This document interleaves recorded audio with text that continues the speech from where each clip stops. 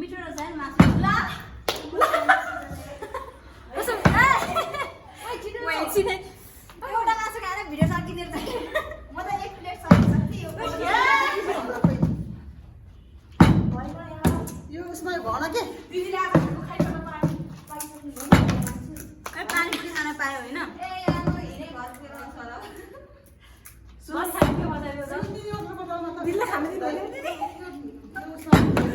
मैले धेरै घुमाए के हो के चाहनु